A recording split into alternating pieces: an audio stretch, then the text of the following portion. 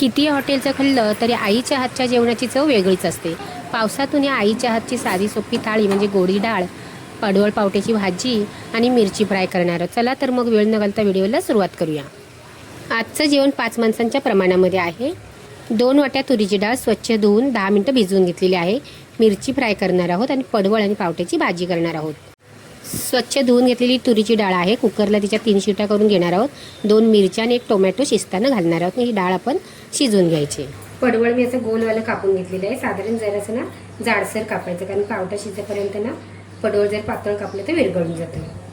एक छोटा पाव चमचा असं मीठ त्याला चोळून ठेवायचं, म्हणजे पडवळला उग्रच वास असतो तो निघून जातो. पडवळला मीठ चोळून साईडला ठेवायचं आणि मिरची स्वच्छ धुवून घेतलेली आहे. तिचे 2 तुकडे करून घेतलेत आणि मध्ये अशा चिरा द्यायच्या. जर तुम्हाला तिखट लागत असेल ना तर त्यातलं बी काढायचं. बी काढल्याच्या नंतर मिरचीचा तिखटपणा कमी होतो. एकदम साधी सोपी अशी पावसातून आपण मिरची तळणार आहोत. अशा पद्धतीने सर्व मिरच्या आपल्याला कापून घ्यायच्या आहेत. आणि आपल्या पडवळला पण बघू शकता तुम्ही कसं पाणी सुटलं आहे. ते थोडंसं असं हाताने चोळून घ्यायचं, म्हणजे त्याचा उग्रच वास आहे ना तो निघून जातो. आणि 1-2-3 वेळा ह्याला स्वच्छ असे धुवून घ्यायचं आहे. चांगली घट्ट असं पिळून घ्यायचं. पहिलं पाणी आहे ना ते काढून टाकायचं. अशी घट्ट पिळायची. सर्व पडवळ असं पिळून घ्यायचं आहे. आणि भाजी बनवण्यासाठी इथे कढई गरम करायला ठेवली आहे. मोठा 1 चमचा तेल घालायचं. ह्या छोट्या चमच्याच्या मापानेच मी सर्व साहित्य घालणार आहे. छोटा 1 चमचा जिरं घालायचं आहे. जिरं चांगलं तळलं की पाव चमचा हिंग आणि 5 ते 6 कढीपत्त्याची पानं चांगली तोडून टाकायची. मोठा 1 कांदा आहे. चांगला परतून घ्यायचा नरम पडेपर्यंत. कांदा चांगला नरम पडला की आलं लसूणची पेस्ट घालायची आहे. 5 पकड्या लसूणच्या आणि अर्धा इंच आला आहे ना मी खलबत्त्यामध्ये ठेचूनच घातलेलं आहे. ताजं घालायचं, म्हणजे भाजीला चव चांगली येते. लसूणचा उग्र सुवास गेला की 1 टोमॅटो घालायचा. त्याच्यावर थोडंसं मीठ घालायचं. टोमॅटो लगेच नरम पण पडतो आणि मग टोमॅटोचा कलर लाल आहे ना तो लालच राहतो. टोमॅटो आपला चांगला नरम पडलेला आहे. गॅस बारीक करायचा आणि पावडरचे मसाले घालायचे, म्हणजे पावडरचे मसाले आहेत ना ते करपत नाहीत. छोटा अर्धा चमचा हळद, 1 चमचा धना पावडर, पाव चमचा जिरेपूड आणि अर्धा चमचा आपल्याला गरम मसाला घालायचा आहे. आणि 2 चमचे घरचा लाल मसाला घालायचा. लाल मसाला तुमच्या आवडीप्रमाणे कमी जास्त करू शकता, जसं तिखट पाहिजे ना त्याप्रमाणे. काही सेकंद हा मसाला आहे तो पण आपल्याला परतून घ्यायचा आहे. आणि पावटे घालायचे. पावटे मसाल्यामध्ये थोडे मिक्स करून घ्यायचे आणि नंतर आपण जे पिळून ठेवलेलं पडवळ आहे ना ते घालायचं आणि मिक्स करून घ्यायचं आहे. चांगले मिक्स करून झाल्याच्या नंतरच त्याच्यामध्ये आपण पाणी घालायचं आहे. कमी पाण्यामध्ये भाजी शिजवायची म्हणून 1 वाटी याच्यामध्ये पाणी घालायचं. टोमॅटोवर पण मीठ घातलेले ते लक्षात घेऊन आपल्याला याच्यामध्ये मीठ घालायचं आहे, कारण भाजी शिजल्याच्या नंतर कमी होते.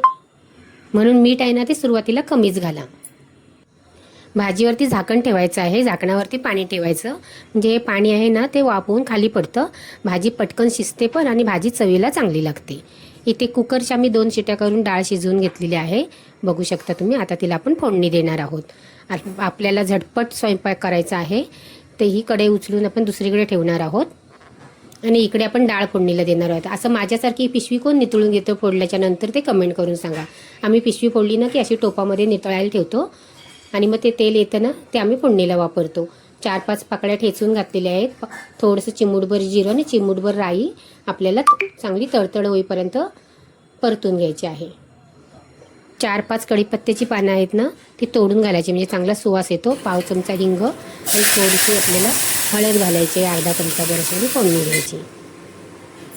1 चमचा धना पावडर आणि पाव चमचा जिरेपूड घालायची आणि 1 टोमॅटो घालायचा. डाळीतला टोमॅटो खूप छान लागतो. आणि चवीप्रमाणे मीठ घालायचं आणि 4-5 मिनटं डाळ चांगली उकळवून घ्यायची आहे. आपली डाळ आणि भाजी शिजते तोपर्यंत आपण मिरच्या भरीत करणार आहोत. मिरचीमध्ये भरण्यासाठी 1 चमचा धणे, पाव चमचा जिरेपूड, 1 चमचा मीठ आणि अर्धा चमचा हळद. एकदम साधी सोपी मिरचीचं हे भरीत करणार आहोत. हे सर्व मिक्स करून घ्यायचं, पण गोडी डाळीबरोबर ना हे भरीत खूप छान लागतं. मिरची घ्यायचं, तिचं तोंड असं उघडायचं, त्याच्यामध्ये थोडंसं बोट ठेवायचं आणि हे आपली बनवलेला मसाला आहे ना तो आपल्याला चांगला व्यवस्थित असं भरायचा. थोडासा जरासा जास्तच भरायचा, म्हणजे खायला खूप छान लागते. अशा पद्धतीने आपण सर्व मिरच्या आहेत ना त्या भरून घ्यायच्या आहेत. डाळ आपली शिजली आहे. त्याच्यामध्ये कोथिंबीर घालायचं, मिक्स करायचे आणि 1 उकळी आली की गॅस बंद करायचा. साधी सोपी डाळ आहे पण खूप चविष्ट लागते. नक्की एकदा तुम्ही करून बघा. गरम गरम पावसातून गोडी डाळ आणि भात मिरची, हा मस्तपैकी बेत आहे. नक्की एकदा तुम्ही अशा पद्धतीने करून बघा. आणि जेवण बनवण्याची पद्धत पण बघा कशी झटपट अशी आहे ती, म्हणजे तुम्हाला जेवण बनवायला वेळच लागणार नाही.